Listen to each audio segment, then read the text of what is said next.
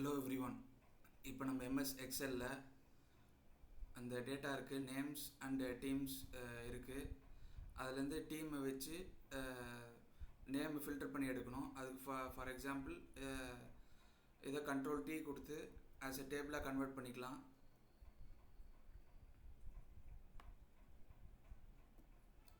Okay கொடுத்துடலாம். இப்போ டேபிளாக convert ஆகிடுச்சு.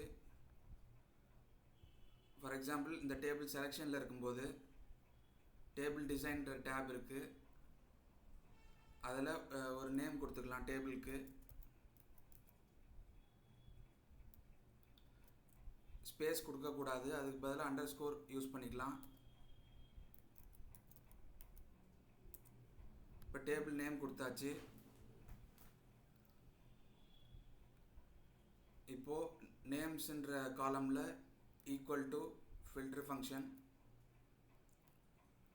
அதில் அரே ஆர்குமெண்ட்டில்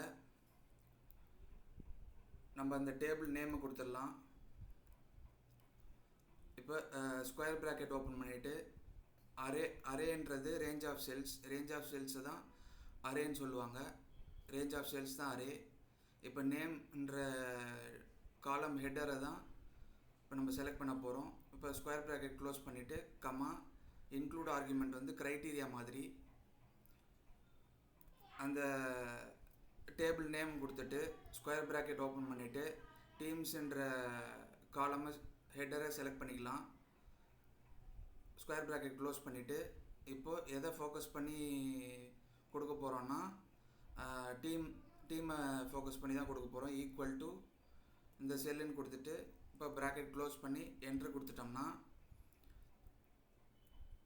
ஃபில்டர் ஆகி வந்துடுச்சு. ஃபார் எக்ஸாம்பிள் இதை அப்படியே ஃபில் பண்ணோம்னா ஸ்பில் எரர் தான் வரும்.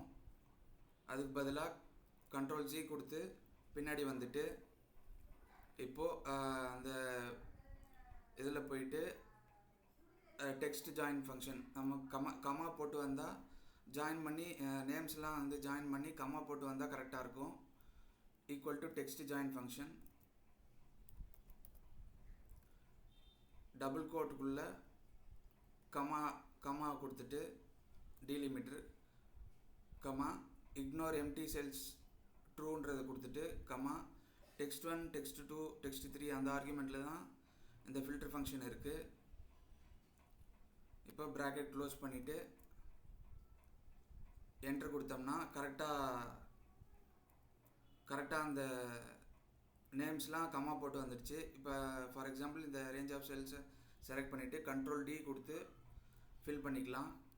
இப்போ கரெக்டாக எல்லாமே அப்பியர் ஆகிடுச்சு.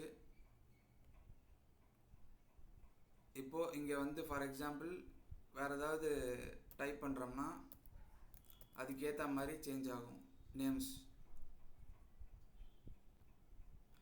இந்த மாதிரி